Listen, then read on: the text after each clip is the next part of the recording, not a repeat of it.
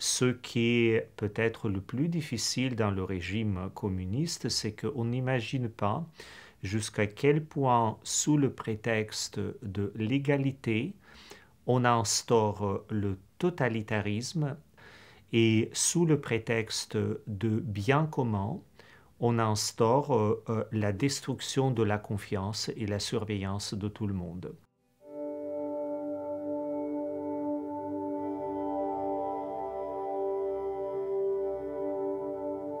Comment on brisait la confiance? Mais par une chose toute simple, et je ne vais pas dresser parallèle avec nos sociétés, quoique les clignotants rouges s'allument en moi d'une manière automatique quand j'entends certaines phrases.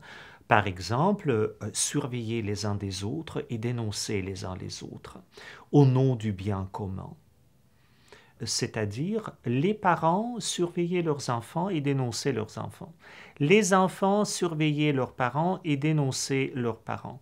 Les collègues de l'université ou de l'école faisaient des rapports mutuels les uns sur les autres. Je n'oublierai jamais l'histoire d'une de mes profs en histoire à l'université qui est allée faire un peu le stage pour étudier les archives dans l'Allemagne de l'Est. Et elle est allée avec d'autres collègues, un garçon et une fille, où entre elle et le garçon qui est allé, il y avait une belle histoire d'amour. Et quand ils sont rentrés un certain temps plus tard, le recteur de l'université l'a convoqué dans son bureau, ouvert le tiroir et sorti tous les rapports que le garçon écrivait, ce que cette fille disait au moment public ou même au moment les plus intimes de leur rendez-vous, c'est-à-dire rien ne reste privé, tout est dévoilé et surtout tout est exposé au regard de l'autre et tout peut être servir sans aucune preuve ou cause d'ailleurs contre vous. Un autre exemple, donc je connais une femme qui, juste parce qu'elle était baptisée, elle était dénoncée et elle était condamnée à 14 ans de travaux forcés dans le goulag. C'est tout.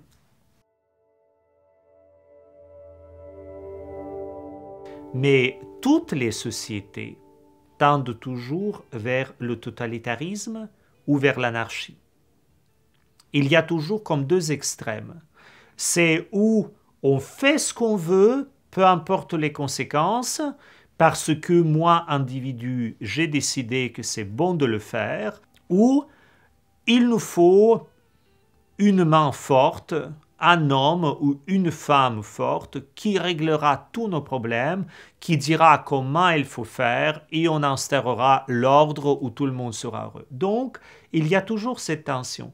Et précisément, c'est entre ces deux tensions se situe l'éducation du libre arbitre pour faire les choix libres, responsables, constructifs et en ce domaine, il y a aussi l'attention particulière que nous devons prêter à l'éducation. Aujourd'hui, par exemple, il faut poser la question aux jeunes, est-ce qu'ils ont lu Shakespeare, Molière, les auteurs actuels? Est-ce qu'ils savent les grandes œuvres de cinéma ou du théâtre ou de la musique classique et pas seulement de la musique contemporaine? Il ne s'agit pas de dire ça c'est bon, ça c'est mauvais, mais il faut donner les bases solides pour opérer le discernement solide. Et s'il n'y a pas ces bases, là, nous allons glisser vers le totalitarisme. Totalitarisme ouvert ou déguisé, parce qu'il y a les régimes totalitaires déguisés.